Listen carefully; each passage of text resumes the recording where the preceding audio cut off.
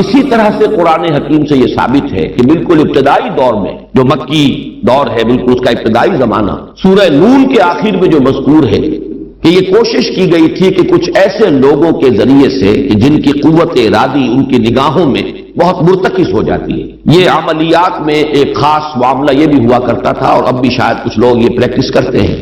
کہ اگر باقاعدہ ریاضت کر کے اپنی نگاہوں میں ایک خاص قسم کی تاثیر پیدا کر لی جائے، بلکہ مولانا امین حسن اصلاحی صاحب نے اس کا تذکرہ کیا تھا ایک مرتبہ جب زمانہ طالب علمی میں نے 2 تربیت گاہیں منعقد کی تھی، اور اس میں درس قرآن مولانا اصلاحی صاحب نے دیا تھا کہ آج کل بھی بعض لوگ یہ کرتے ہیں کہ رات کے پچھلے پہر اٹھ کر نہا دھو کر سفید براق کپڑے پہن کر پھر بیٹھتے ہیں اور کسی بالکل سفید کاغذ پر ایک چھوٹا سا نقطہ لگاتے ہیں اور پھر نگاہوں کو اس پر جمانے اور مرتکز کرنے کی مشق کرتے ہیں، کتنی دیر تک پلک جھپکے بغیر آپ اس نقطے کو دیکھ سکتے ہیں۔ اگر یہ مشق کی جائے، یہ ایکسرسائز کی جائے، یہ ریاضت کی جائے تو آنکھوں میں ایک ایسی چمک پیدا ہو جاتی ہے کہ اگر گھور کر کسی کو دیکھا جائے تو اس کی قوت ارادی کو آپ مزمحل کر سکتے ہیں، وہ ایک دم دبا ہوا محسوس کرے گا اور آپ کا غلبہ اس کے اوپر ہو جائے گا نفسیاتی اعتبار سے۔ اسی طریقے کا کوئی عمل تھا جو نبی اکرم صلی اللہ علیہ وسلم پر بھی آزمایا گیا۔ لَيَزْلَقُونَكَ یہ آیا ہے سورہ نون کے آخر میں، بِأَبْصَارِهِمْ لَمَّا سَمِعُوا الذِّكْرَ، یہ لوگ چاہتے ہیں کہ اپنی نگاہوں کے ذریعے سے آپ کو پھسلا دیں، آپ کے قدم ڈگمگا دیں، آپ کی قوت ارادی کو کچل دیں۔ لَمَّا سَمِعُوا الذِّكْرَ وَيَقُولُونَ إِنَّهُ لَمَجْنُونٌ، جس وقت یہ سورہ نون کے آغاز میں بھی آیا ہے تذکرہ کہ حضور کو کہا گیا کہ آپ کو جنون کا کوئی عارضہ ہو گیا ہے یا آپ پر کوئی آسیب آ گیا ہے، اور آخری آیت بھی جو ہے وہ آخری حصے میں پھر اسی کا یاد ہے، وَإِنَّهُمْ لَيُزْلِقُونَكَ بِأَبْصَارِهِمْ لَمَّا سَمِعُوا الذِّكْرَ وَيَقُولُونَ إِنَّهُ لَمَجْنُونٌ وَمِن شَرِّ حَاسِدٍ إِذَا حَسَدَ، اور حسد کرنے والے کے حسد سے جبکہ وہ حسد کرے۔ اب حسد کے ساتھ ہی نوٹ کر لیجئے، اگرچہ یہاں تو مذکور نہیں ہے، یہ نظر کا لگ جانا، عین العین حق، بعض روایات میں آیا حضور نے فرمایا اس کے اندر اثر ہے، انسان کسی حاسدانہ نگاہ کے ساتھ کسی پر نگاہ ڈالتا ہے، اس میں زہر ہے، یہ نگاہیں مسموم ہیں، اس میں زہر ہے موجود، سمی اثرات ہیں اور اس کے اثرات میں تو پڑتے ہیں۔ اور یہ جیسا کہ میں عرض کر رہا تھا کہ جدید دور میں جادو کے لیے بھی مثلاً حضور کے بالوں کی ضرورت پڑی، اور یہ جینیٹکس کے حوالے سے اور جینز کے حوالے سے بات آج سمجھ میں آ جائے گی، اس لیے کہ جن ارواح خبیثہ کے ذریعے سے آپ کو کام لینا ہے وہ جادو تو وہاں پڑا ہوا ہے اس کنویں کے اندر، وہ جو بھی تاثرات ہیں انہیں تلاش کرنا ہے، ان اثرات کو اس شخص معین کو، جس شخص معین پر جادو کرنا مقصود ہے، اور اس کے وجود کا کوئی جز جس کے کہ وہی جینز ہوں گے کہ جو ان کے اپنے وجود کے ہیں، ان کے حوالے سے گویا کہ یہ ایک راستہ ہے، یہ ان کی آئیڈینٹیفیکیشن کا ایک ذریعہ ہے۔ اسی اعتبار سے یہ حسد یا یہ نگاہ کا لگ جانا، میں سمجھتا ہوں کہ آج کی فزکس اگر تھوڑی سی بھی آپ پڑھیں تو ریڈیشنز نگاہ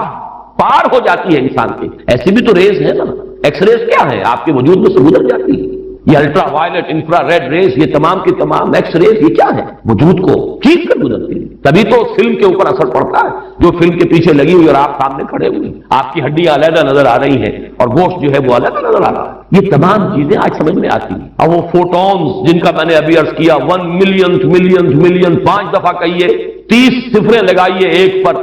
تو 1 ملی میٹر کا اتناواں حصہ جو ہے وہ ایک فوٹون ہے، یہ تو وجود کے اندر سرایت کر کے کہیں سے کہیں نکل جانے والی چیز ہے۔ ان ریڈیشنز کے حوالے سے ایٹمک ایکسپلوژن جو ہے اس کی ریڈیشن ہے جو آپ کو معلوم ہے کہ جو ذرا ذرا سے حادثے ہو رہے ہیں، چرنوبل میں ہوا ہے،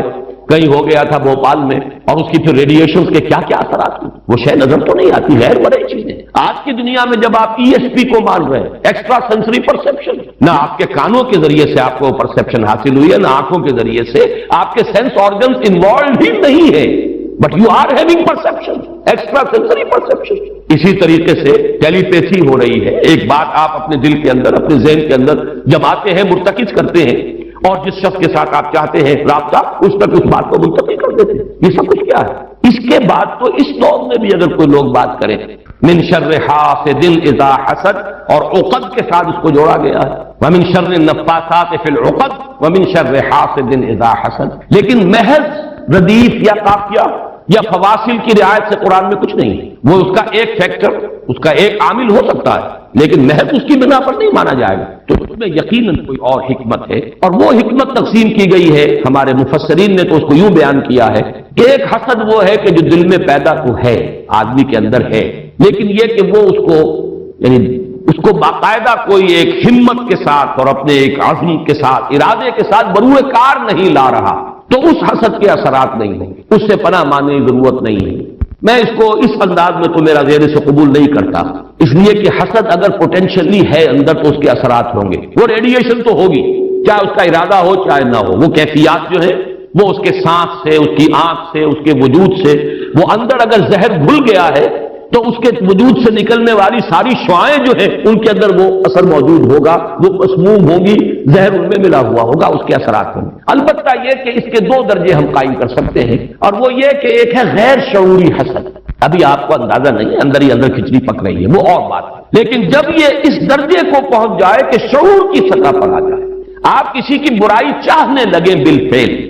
آپ چاہیں کہ اس کے اندر اگر یہ فضیلت کی بات ہے تو یہ سلب ہو جائے، اس کو پاس اگر یہ نعمت ہے تو یہ نعمت اس سے چھن جائے، مجھے مل جائے، یہی ہے اصل میں جس کو غبطہ اور حسد کا فرق کہا جاتا ہے۔ اور ایک جگہ پر حضور نے ایک حدیث میں لفظ حسد استعمال کیا ہے، لیکن مراد اس سے غبطہ ہے۔ لا حسد الا فی اثنین، کوئی حسد نہیں کیا جانا چاہیے سوائے دو اشخاص سے، ایک وہ جسے اللہ نے علم دیا ہے اور وہ علم پھیلا رہا ہے تو اس سے بھی اگر حسد پیدا ہو جائے تو کوئی بری بات نہیں، کوئی اچھی بات ہی ہے، اور ایک یہ کہ کسی کو اگر دولت دی ہے، وہ دولت پھیلا رہا ہے اور عام کر رہا ہے، لوگوں کو اس کے خلق کے لیے خرچ کر رہا ہے تو اس سے بھی حسد۔ لیکن یہاں حسد غبطہ کے معنی میں، غبطہ یہ ہے کہ کسی میں کوئی خیر آپ کو نظر آئے تو آپ اللہ سے دعا کریں پروردگار مجھے بھی یہ خیر عطا کر، یہ غبطہ ہے۔ اور حسد یہ ہے کہ اس سے یہ شے چھن جائے، یہ ہے در حقیقت کے جو بری شے ہے کہ کسی نعمت کا کسی دوسرے شخص سے سلب ہو جانا، اس کی خواہش جب پیدا ہو جائے اور جب یہ شعوری سطح پر آ جائے، یعنی ایک ہے اس کا ایک وہ جو جس سے کہ ابھی اتنی اس کی انٹینسٹی نہیں ہے کہ اس سے وہ ریڈیشن ہو، اس کی انٹینسٹی اس وقت ہوگی جبکہ وہ شعور کی سطح پر آ گئی اور انسان جو ہے جل رہا ہے حسد کی آگ میں اور چاہتا ہے کہ یہ نعمت اس سے سلب ہو جائے، یہ فضیلت جو ہے اس سے چھن جائے، تو یہ شے وہ ہے یقیناً کہ اس کے اثرات، اس کو میں اس وقت جدید فزکس کی اصطلاح میں ریڈیشن کے ذریعے سے اس میں لفظ واضح کر رہا ہوں، اس کے اثرات ممتد ہوتے ہیں اور اس کے شر سے بھی پناہ مانگنے کی یہاں ہمیں تلقین کی گئی۔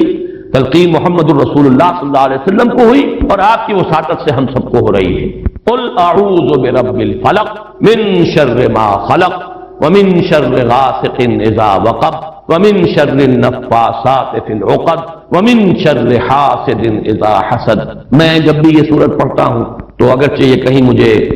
کوئی معصور تو یہ شے نہیں ملی ہے، لیکن اس کے فوراً بعد بالکل کسی تصنع کے بغیر میرے یہ الفاظ بھی زبان پر آئے، اللہم انی اعوذ بک یا رب الفلق من شر ما خلقت ومن شر غاسق اذا وقب ومن شر النفاثات في العقد ومن شر حاسد اذا حسد۔ اسی طرح قل اعوذ برب الناس ملک الناس، تو وہاں بھی اللہم انی اعوذ بک یا ربی و رب الناس و یا الہی و الہ الناس و یا ملکی و ملک الناس۔ تو اس طریقے سے گویا کہ اس لفظ قل کیونکہ یہ فعل امر ہے، حکم ہے، تو اس پر ہم اگر فوری طور پر اس کی تعمیل کیا کریں تو یہ اگرچہ معقول نہیں ہے، میں صرف اپنے ذوق کی بات کہہ رہا ہوں، اور بہرحال اس میں کوئی شے ممنوع نہیں ہے، دعا تو ہم مانگ سکتے ہیں، تو دعا ہی کی شکل ہے، تو جو الفاظ ہمیں اللہ نے تلقین کیے ہوں انہی کے حوالے سے ہم وہ دعا مانگے، تعوذ کریں۔ قل اعوذ بک، قل کو چھوڑ دیجئے، اعوذ بک، اللہم انی اعوذ بک یا رب الفلق من شر ما خلقت، اب یہ خلقہ کی بجائے مخاطب کیونکہ ہم کر رہے ہیں اللہ کو، من شر ما خلقت، آگے جو کہ تو الفاظ رہیں گے ان میں کوئی تبدیلی کی ضرورت نہیں ہے۔ مولانا محمد قاسم نانوتوی دیوبند کے مؤسسین میں سے، مولانا رشید احمد گنگوہی اور مولانا محمد قاسم نانوتوی رحمہم اللہ، یہ دو ہیں اصل میں، یہ دارالعلوم دیوبند کے مؤسس، اس کی ابتدا کرنے والے، ان کے شاگرد شیخ الہند، ان کے شاگرد علامہ شبیر احمد عثمانی، تو انہوں نے یہی الفاظ لکھے ہیں کہ استاد الاستاذ نے جو بات لکھی ہے وہ میں بیان کر رہا ہوں۔ ویسے یہ کہ مولانا عبدالعزیز شاہ عبدالعزیز رحمۃ اللہ علیہ نے بھی اس پر کوئی کتاب لکھی ہے، وہ بہرحال میری نظر سے نہیں گزری، وہ تمثیل اب میں بیان کر رہا ہوں، بڑی پیاری تمثیل ہے۔ انہوں نے تمثیل یہ دی ہے کہ اگر کوئی باغبان یا کوئی اور کھیتی کرنے والا جو ایک پودا لگاتا ہے، کوئی فصل ہے، اس کا کوئی ایک جو ہے بیج یا دانہ پھوٹا ہے، اب یہ جو پودا ہے باغبان یہ چاہتا ہے یہ پروان چڑھے، پھلے پھولے، اسے کوئی گدن نہ پہنچے، کوئی نقصان نہ ہو، اس کی حفاظت کا بندوبست کرے گا تاکہ جس کام کے لیے یہ پودا لگایا وہ مقصد حاصل ہو۔ پودا تو مقصود نہیں ہے، مقصود تو اگر آم کا پودا ہے تو آم کا پھل اس سے حاصل کرنا مقصود ہے۔ تو چار قسم کی اس کے اوپر آفات آ سکتی ہیں۔ پہلی آفت مثلاً حیوانات، جو سبزی خور حیوان ہے وہ اسے کھا نہ جائے، لہذا کوئی جالا آپ اس کے گرد جالی لگاتے ہیں، کوئی باڑ لگاتے ہیں، اس سے بچاتے ہیں۔ اور یہ جو جانور آ کر کھائے گا، بکری پھٹ کے کھا جاتی ہے آ کر، تو یہ کوئی اس کی نیت آپ کو ضرر پہنچانے کی نہیں ہے، یہ اس کی طبعی ایک خاصیت ہے، یہ تو اس کی جبلت ہے، یہ اس کی طبیعت ہے، اس کا تقاضا ہے، آپ سے کوئی دشمنی نہیں ہے اسے، بلکہ یہ کہ در حقیقت اس کی اپنی طبیعت کا ایک تقاضا ہے۔ چنانچہ وہ شعر بھی انہوں نے کوٹ کیا ہے، ایسے اقرب ناز پے کی نسل اقتدائے طبیعت نسل،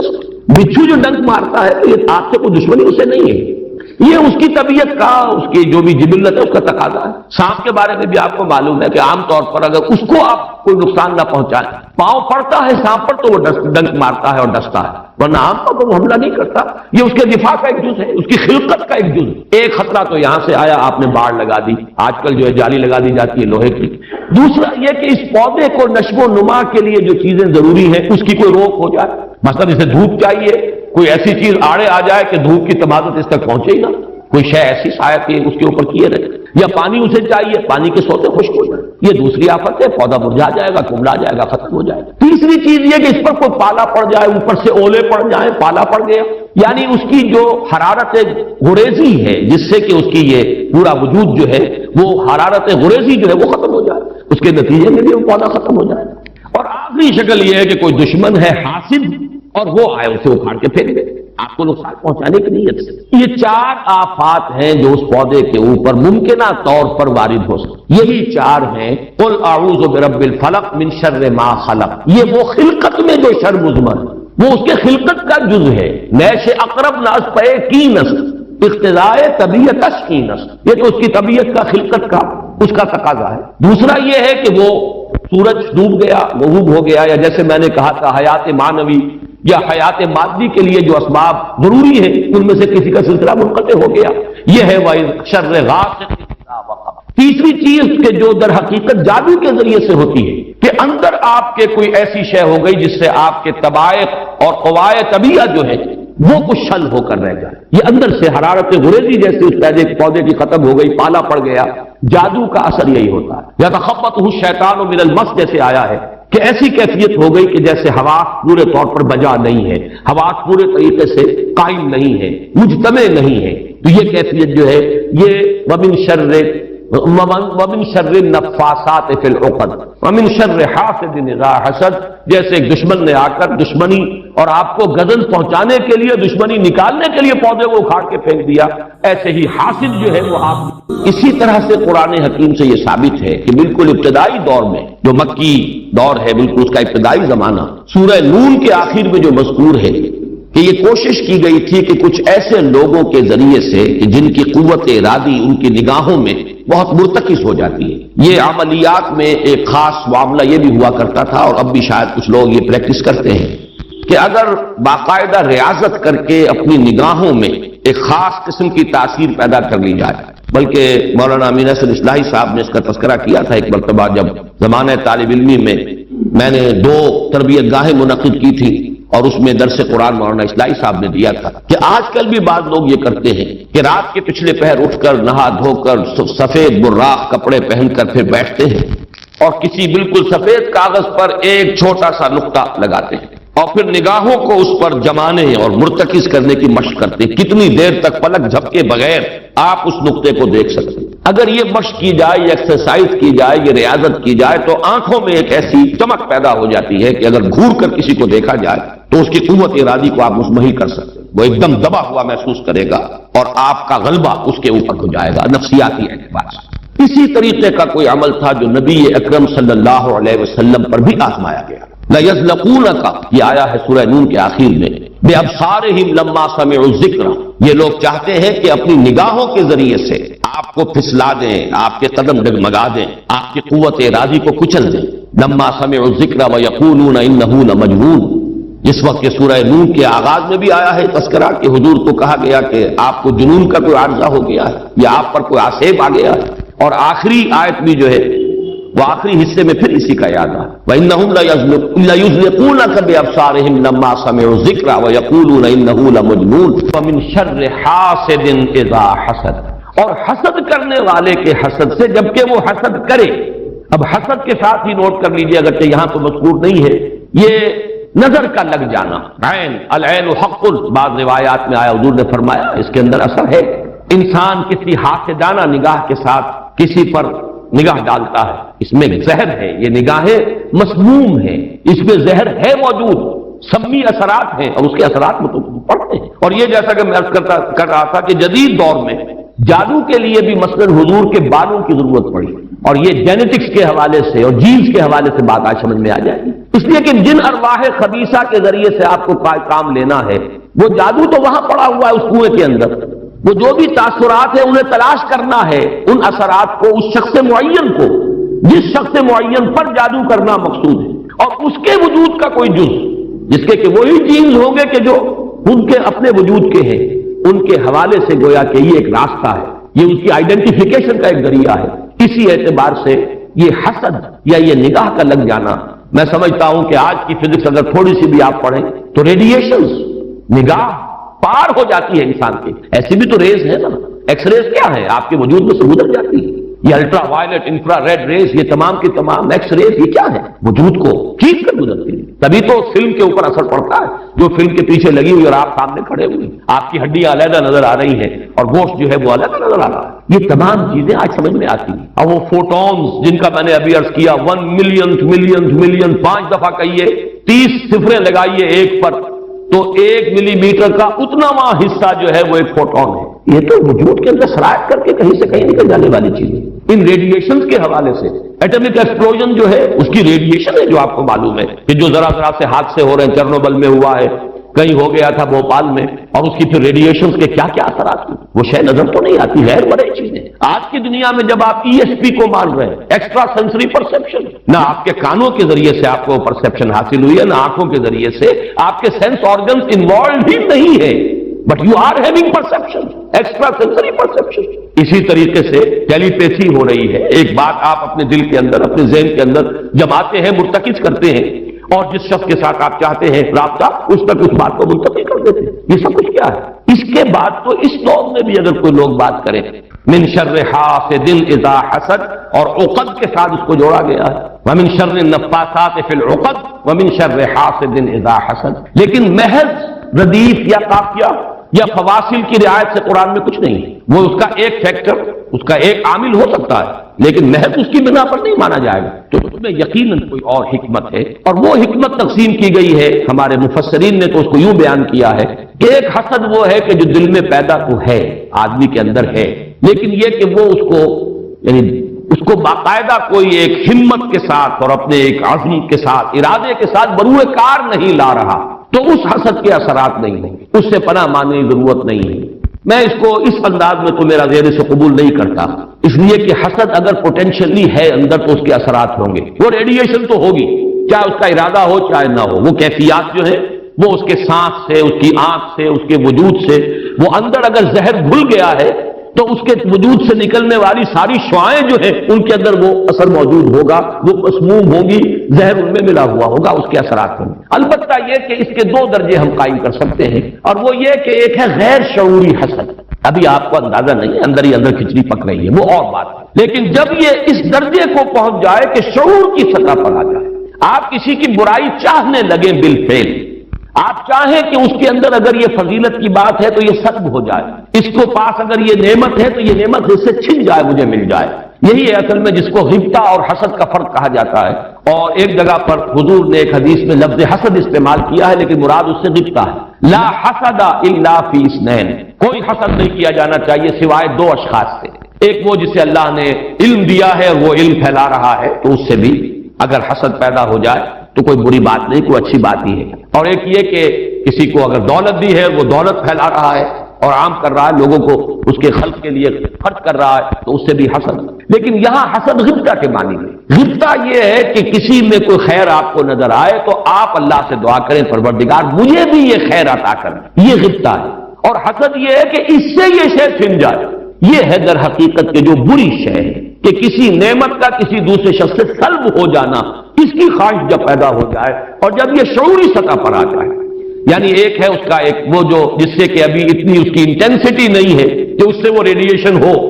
اس کی انٹینسٹی اس وقت ہوگی جبکہ وہ شعور کی سطح پر آ گئی اور انسان جو ہے جل رہا ہے حسد کی آگ میں اور چاہتا ہے کہ یہ نعمت اس سے سلب ہو جائے، یہ فضیلت جو ہے اس سے چھن جائے. تو یہ شے وہ ہے یقیناً کہ اس کے اثرات، اس کو میں اس وقت جدید فزکس کی اصطلاح میں ریڈیشن کے ذریعے سے اس میں لفظ واضح کر رہا ہوں، اس کے اثرات ممتد ہوتے ہیں اور اس کے شر سے بھی پناہ مانگنے کی یہاں ہمیں تلقین کی گئی. تلقین محمد الرسول اللہ صلی اللہ علیہ وسلم کو ہوئی اور آپ کی وساطت سے ہم سب کو ہو رہی ہے. قل اعوذ برب الفلق من شر ما خلق ومن شر غاسق اذا وقب ومن شر النفاثات في العقد ومن شر حاسد اذا حسد. میں جب بھی یہ سورت پڑھتا ہوں تو اگرچہ یہ کہیں مجھے کوئی معصور تو یہ شے نہیں ملی ہے، لیکن اس کے فوراً بعد بالکل کسی تصنع کے بغیر میرے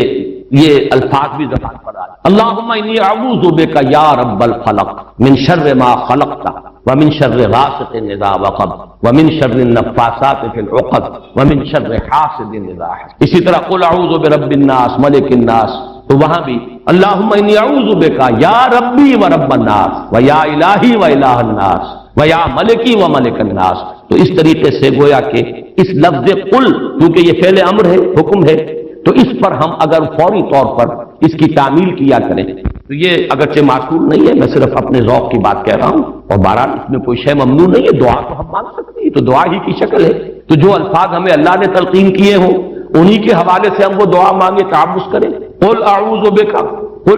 قل کو چھوڑ دیجئے، اعوذ بک اللہم انی اعوذ بک یا رب الفلق من شر ما خلقت. اب یہ خلقہ کی بجائے مخاطب کیونکہ ہم کر رہے ہیں اللہ کو، من شر ما خلقت. آگے چونکہ تو الفاظ رہیں گے ان میں کوئی تبدیلی کی ضرورت نہیں ہے. مولانا محمد قاسم نانوتوی دیوبند کے مؤسسین میں سے، مولانا رشید احمد گنگوہی اور مولانا محمد قاسم نانوتوی رحمہم اللہ، یہ دو ہیں اصل میں، یہ دارالعلوم دیوبند کے مؤسس، اس کی ابتدا کرنے والے. ان کے شاگرد شیخ الہند، ان کے شاگرد علامہ شبیر احمد عثمانی، تو انہوں نے یہی الفاظ لکھے ہیں کہ استاد الاستاذ نے جو بات لکھی ہے وہ میں بیان کر رہا ہوں. ویسے یہ کہ مولانا عبدالعزیز شاہ عبدالعزیز رحمۃ اللہ علیہ نے بھی اس پر کوئی کتاب لکھی ہے، وہ بہرحال میری نظر سے نہیں گزری. وہ تمثیل اب میں بیان کر رہا ہوں، بڑی پیاری تمثیل ہے. انہوں نے تمثیل یہ دی ہے کہ اگر کوئی باغبان یا کوئی اور کھیتی کرنے والا جو ایک پودا لگاتا ہے، کوئی فصل ہے، اس کا کوئی ایک جو ہے بیج یا دانہ پھوٹا ہے، اب یہ جو پودا ہے باغبان یہ چاہتا ہے یہ پروان چڑھے، پھلے پھولے، اسے کوئی گدن نہ پہنچے، کوئی نقصان نہ ہو، اس کی حفاظت کا بندوبست کرے گا تاکہ جس کام کے لیے یہ پودا لگایا وہ مقصد حاصل ہو. پودا تو مقصود نہیں ہے، مقصود تو اگر آم کا پودا ہے تو آم کا پھل اس سے حاصل کرنا مقصود ہے. تو 4 قسم کی اس کے اوپر آفات آ سکتی. پہلی آفت مثلاً حیوانات، جو سبزی خور حیوان ہے وہ اسے کھا نہ جائے، لہذا کوئی جالا آپ اس کے گرد جالی لگاتے ہیں، کوئی باڑ لگاتے ہیں، اس سے بچاتے ہیں. اور یہ جو جانور آ کر کھائے گا، بکری پھٹ کی یہ کھا جاتی ہے آ کر، تو یہ کوئی اس کی نیت آپ کو ضرر پہنچانے کی نہیں ہے، یہ اس کی طبعی ایک خاصیت ہے، یہ تو اس کی جبلت ہے، یہ اس کی طبیعت ہے، اس کا تقاضا ہے. آپ سے کوئی دشمنی نہیں ہے اسے، بلکہ یہ کہ در حقیقت اس کی اپنی طبیعت کا ایک تقاضا ہے. چنانچہ وہ شعر بھی انہوں نے کوٹ کیا ہے، ایسے اقرب ناز پے کی نسل اقتدائے طبیعتش کی نسل. بچھو جو ڈنک مارتا ہے تو یہ آپ سے کوئی دشمنی اسے نہیں ہے، یہ اس کی طبیعت کا، اس کی جو بھی جبلت ہے اس کا تقاضا ہے. سانپ کے بارے میں بھی آپ کو معلوم ہے کہ عام طور پر اگر اس کو آپ کوئی نقصان نہ پہنچائیں، پاؤں پڑتا ہے سانپ پر تو وہ ڈنک مارتا ہے اور ڈستا ہے، ورنہ عام پر وہ حملہ نہیں کرتا. یہ اس کے دفاع کا ایک جز ہے، اس کی خلقت کا ایک جز. ایک خطرہ تو یہاں سے آیا، آپ نے باڑ لگا دی، آج کل جو ہے جالی لگا دی جاتی ہے لوہے کی. دوسرا یہ کہ اس پودے کو نشو و نما کے لیے جو چیزیں ضروری ہیں اس کی کوئی روک ہو جائے. مثلا اسے دھوپ چاہیے، کوئی ایسی چیز آڑے آ جائے کہ دھوپ کی تمازت اس تک پہنچے ہی نہ، کوئی شے ایسی سایہ کی اس کے اوپر کیے رہے، یا پانی اسے چاہیے، پانی کے سوتے خشک ہو جائے، یہ دوسری آفت ہے. پودا مرجھا جائے گا، کملا جائے گا، ختم ہو جائے گا. تیسری چیز یہ کہ اس پر کوئی پالا پڑ جائے، اوپر سے اولے پڑ جائیں، پالا پڑ گیا، یعنی اس کی جو حرارت غریزی ہے جس سے کہ اس کی یہ پورا وجود جو ہے وہ حرارت غریزی جو ہے وہ ختم ہو جائے، اس کے نتیجے میں بھی وہ پودا ختم ہو جائے. اور آخری شکل یہ ہے کہ کوئی دشمن ہے حاسد اور وہ آئے اسے اکھاڑ کے پھینک دے آپ کو نقصان پہنچانے کی نیت سے. یہ 4 آفات ہیں جو اس پودے کے اوپر ممکنہ طور پر وارد ہو سکتی. یہی 4 ہیں. قل اعوذ برب الفلق من شر ما خلق، یہ وہ خلقت میں جو شر مضمر ہے، وہ اس کے خلقت کا جز ہے. نیش اقرب ناز پے کی نسل اقتضائے طبیعتش کی نسل، یہ تو اس کی طبیعت کا، خلقت کا، اس کا تقاضا ہے. دوسرا یہ ہے کہ وہ سورج ڈوب گیا، غروب ہو گیا، یا جیسے میں نے کہا تھا حیات معنوی یا حیات مادی کے لیے جو اسباب ضروری ہے ان میں سے کسی کا سلسلہ منقطع ہو گیا، یہ ہے وَإِذْ شَرِّ غَاسِقٍ إِذَا وَقَبَ۔ تیسری چیز کہ جو در حقیقت جادو کے ذریعے سے ہوتی ہے کہ اندر آپ کے کوئی ایسی شے ہو گئی جس سے آپ کے طبائع اور قواعد طبیعہ جو ہے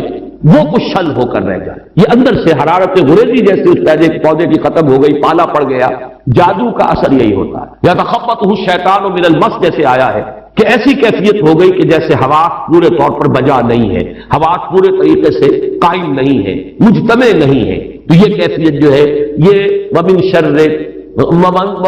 النَّفَّاثَاتِ فِي الْعُقَدِ وَمِن شَرِّ حَاسِدٍ إِذَا حَسَدَ، جیسے ایک دشمن نے آ کر دشمنی اور آپ کو غضب پہنچانے کے لیے، دشمنی نکالنے کے لیے پودے کو اکھاڑ کے پھینک دیا۔